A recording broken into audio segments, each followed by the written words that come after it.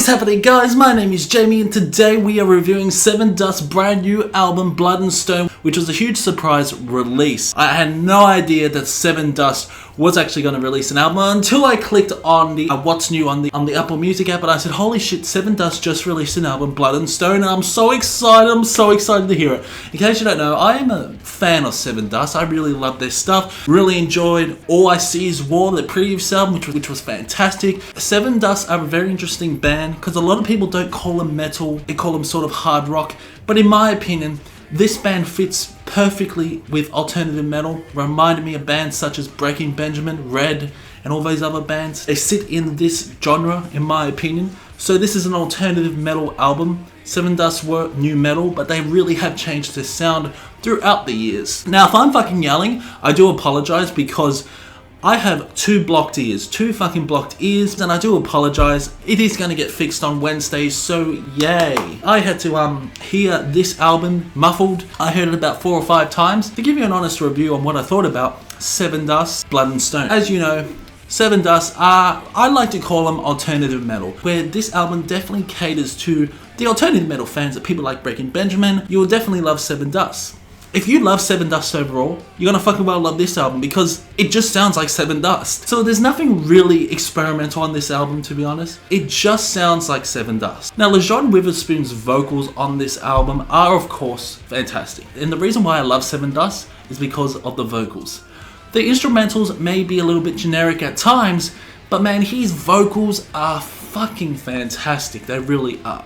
This man has pipes. He has fucking pipes, especially on this album, where he reaches some amazing notes. Amazing notes. His falsetto is fantastic, got great vibrato, and he uses his head voice and chest voice so damn well on this album. Dying to Live is such an awesome song overall.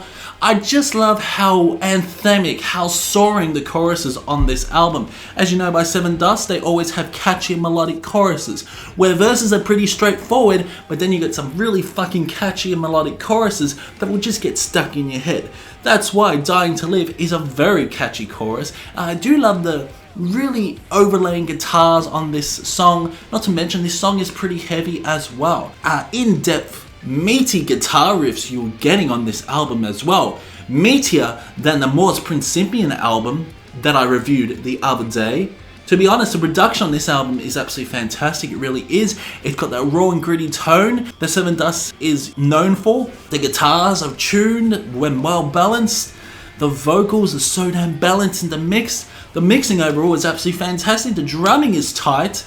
The snare sounds fucking fantastic. This is a great producing album. And overall, this album stretches around 48 minutes. It is a long album, but of course, it's not all hunky-dory on this album. You got songs like Watch It Become, Kill Me, Criminal, Alone, which in my opinion are filler songs. They are filler songs, they are straight generic Sevendust songs. Of course there are soaring catchy choruses, but really the song doesn't go anywhere. And on this album there is a lack of guitar solos. There is only one guitar solo on one song. If you're expecting something magical by Sevendust on this album, don't expect anything magical. Although this is a pretty tight and cohesive album, there are some lackluster moments. Love is an okay song, but it just lacks the memorability, the dynamics. Got Blood from a Stone, which is a good song as well. I believe it's a single, and it's a pretty hard-hitting song. This album is, in my opinion, has some really awesome melodic moments, and the guitar work is absolutely fantastic. At times you get some really nice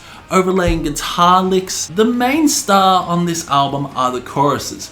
The choruses are badass. They kick you right in the fucking face. Just love the choruses on Dying to Love, Blood from a Stone, What You Become, Nothing Left to See Here Anymore, Desperation. Awesome chorus. But what they do also on this album is they have a sort of symphonic melody on some of these songs. Like I believe Against the World and Alone had some symphonic elements. And overall, it's just a really impactful way to just escalate the album into the next level. I enjoyed it, I really did. Of course, the positives outweigh the negatives on this album. And I originally was going to give it a 6 out of 10, But as you listen to this album more and more, this album fucking grows on you. It really does. Once you listen to the album again, you can hear so many different elements, so many different dynamics. The drums are really good. Really nice tight drum fills that lead onto the chorus. Let's get this straight. Lejeune is an absolute star on this album. His vocal performance is absolutely fantastic. This man stars a lot on this album, and he just is the main star on this album. The verses are very lackluster in some of these songs. They are lackluster. But the choruses are so anthemic and they're so huge in tone. They're just so majestic. And how can I explain how the choruses are like in Sevendust? If you know Sevendust, you will know how there are such big ass choruses. So overall, it's a pretty tight, it's a pretty cohesive album. It's a solid album by Sevendust. It's definitely not the best album in my opinion. I feel that the previous album was slightly better than this album, but I would still give this a 7.5 out of 10. Fantastic album. It deserves a 7.5 out of 10. I couldn't give it an 8 just because there are a few filler songs on this album, but damn, it's a pretty solid release. The vocal performance was absolutely fantastic. The instrumentals were absolutely fantastic. Overall, it was a pretty tight and cohesive album. So yeah, a 7.5 out of 10 it gets. Comment below what you thought about this album. Do you agree or disagree with my opinion? Let me know your favorite Sevendust album. And would you like to see an album ranking for Sevendust? Because I believe I could easily do one.